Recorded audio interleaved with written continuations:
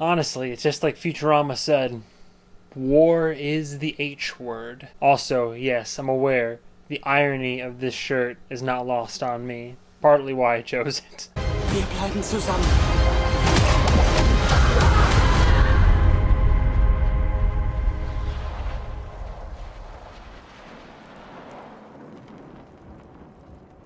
Ich habe Angst vor dem, was kommt.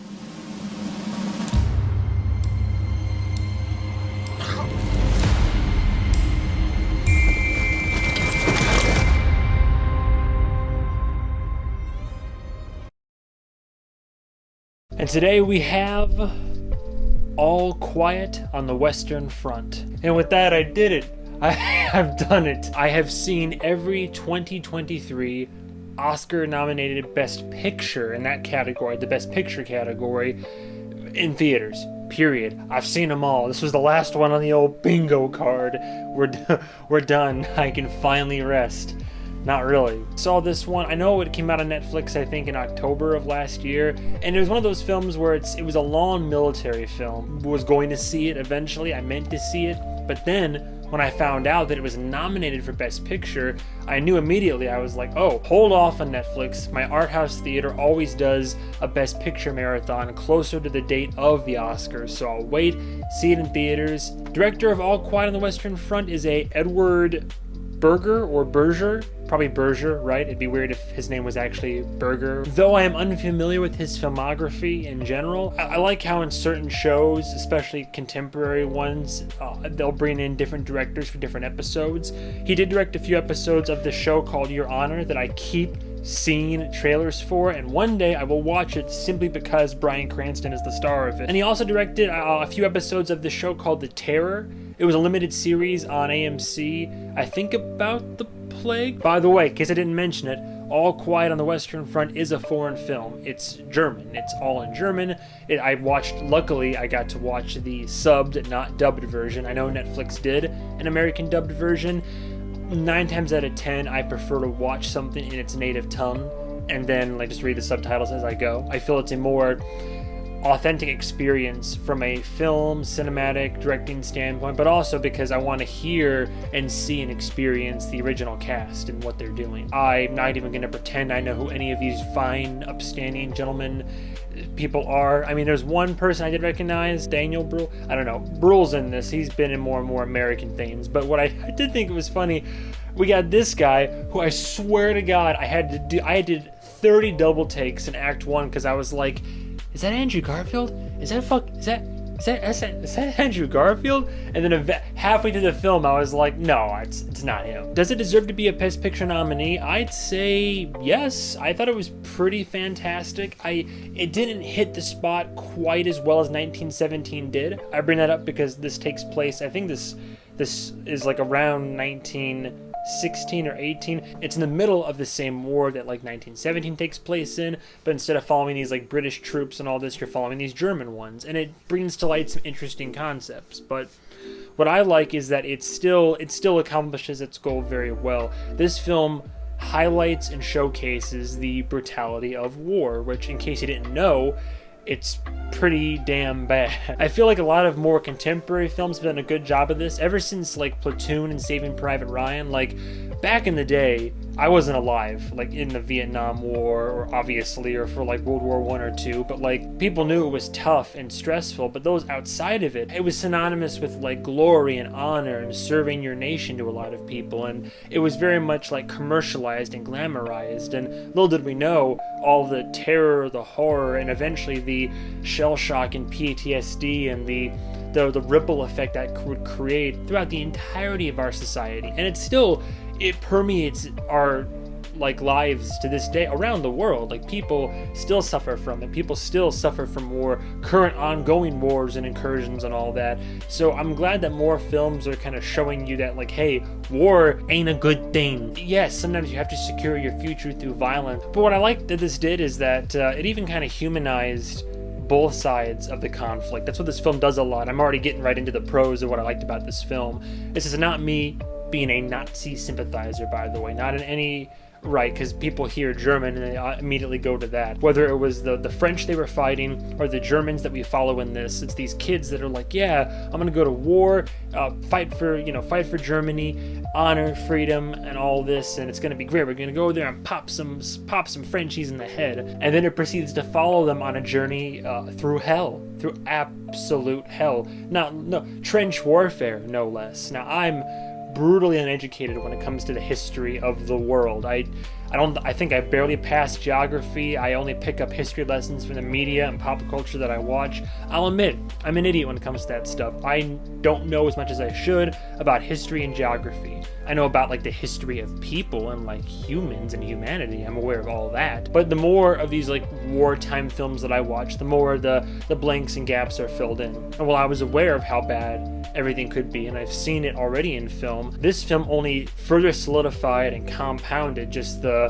I'm going to keep using the same buzzwords over and over again, but the brutality and the loss and just the humanity and then the lack thereof. Millions and millions and millions of people have lost their lives to war in general over the centuries, and especially in these particular wars. I mean, there are some scenes in this where people are just being gunned down, just left and right lives, people that had families and history and all this just snuffed down in the blink of an eye, or even more brutally so, like, being burned alive, run over, blown up. Like, it's brutal stuff. This film is definitely like going to be very triggering for anybody who has served, has family that has served. What really struck me, and I liked that they highlighted this, is that because there's so many people that were being shipped to like this no man's land, this like the Western Front that was being held by both sides that they were trying to inch one way or the other, and these kids are going out there, it's just uniforms that are bloody and covered in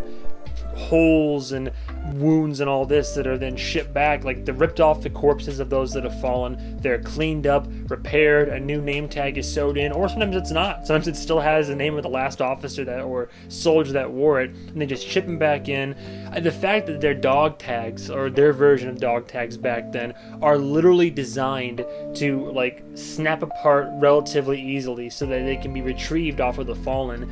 It was interesting how, I don't know much about the American industrial complex, but at least in this particular war, for this particular movie, the fact that the German industrial complex basically created this military system that was designed to basically break down and be recycled from like soldier to soldier and just reused for the next wave that just gets thrown at the cliffside here. This film has absolutely gorgeous cinematography. I mean, this shit, I kind of want to buy this on 4K just so I can watch granted, the horror, but also the nature and the people. In the worst of ways and in the best of ways, it's crisp and clear, and you see every little minute detail of what's happening. A lot of Revenant-esque low-angle, like, tree shots, and a lot of low-angle shots for, like, establishing stuff, and then people, is a lot of medium and close-ups to really show you the people's faces and the fear and terror and the despair and the eyes and just it's a very well shot film. There's even a few,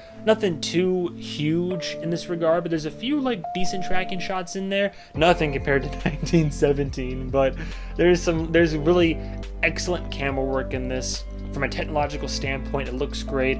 Practical and brutally practical effects whenever they can be, so plus there. The rest of it, obviously if someone's being blown up, you gotta usually be digital about that kind of stuff. But cinematography in this film, direction, camera work, it's a horrific feast for the eyes, if you will. The soundtrack it's a very basic soundtrack, yet supremely effective. There's this, I'll get a sample of it maybe, but there's this like bass line that uses a recurring motif.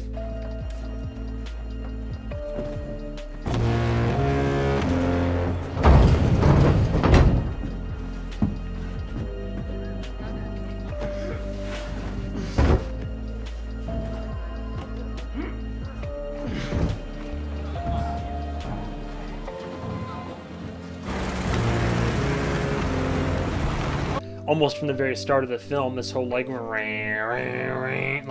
just this like it's a harbinger. You hear it and you're like, oh god, how can this get any worse? And that's the most identifiable part of the soundtrack, aside from maybe some other nice but rudimentary scores and all that. But it was a choice. I think the the filmmakers or maybe the director made, and I liked it because, like I said, it was basic yet effective. But at the same time, through all the brutal, terrible moments that happened, what got to me more were these little moments, these human moments, these moments of humanity that happened throughout, whether it was a soldier to soldier, you know, brothers in arms, that kind of camaraderie does usually strike a chord with me. The little heart-to-hearts, little like these really deep, meaningful conversations that these grunts are having on the battlefield as the higher ups up top and the commanders are like literally sipping tea and crumpets as they try to like decide, oh, you know, perhaps we will consider a ceasefire. Like, there were some moments that I especially liked. I don't want to spoil it, but there was one particular scene that got me really choked up in the if you've watched the movie, you'll know, in that like bomb crater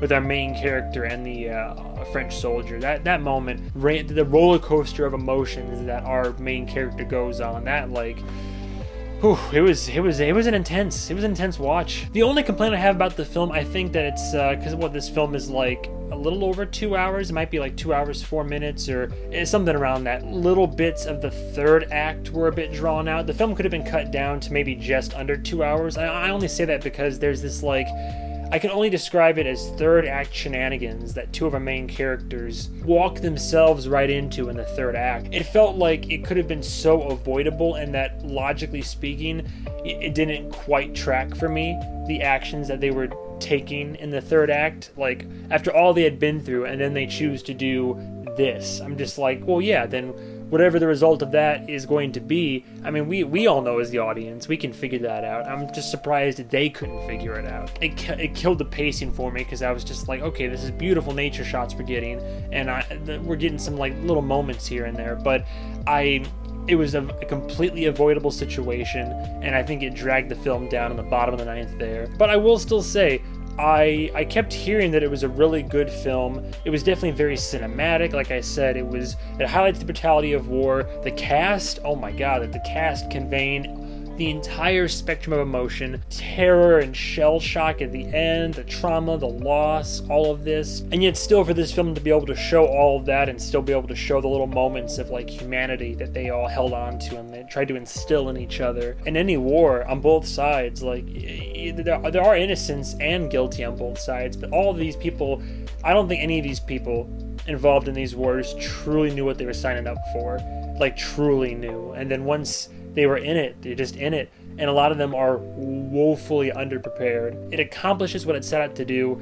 I really enjoyed it. I can see, understand, and accept its spot as one of the best picture nominees, but I would give All Quiet on the Western Front, honestly a high 4 out of 5. It's near perfect. It's a near perfect film that I really enjoyed. I would definitely be down to see it again. I didn't love the film, but I really enjoyed my time with it, and I recommend it. Hard recommend. You get a chance to see it in theaters, it's worth a watch. It's an intense emotional journey that, again, I keep saying the same words, but yeah, it highlights the brutality, dramatization of historical events to try to convey all of this, and it does it really well. But that's all I have to say about All Quiet on the Western Front. I've watched all the Best Picture nominees now. If I have time, I might try to do like a prediction video for the Oscars, just for the fun of it. But anyway, thank you guys and gals so much for watching. Stay tuned for the next episode of whatever movie I review.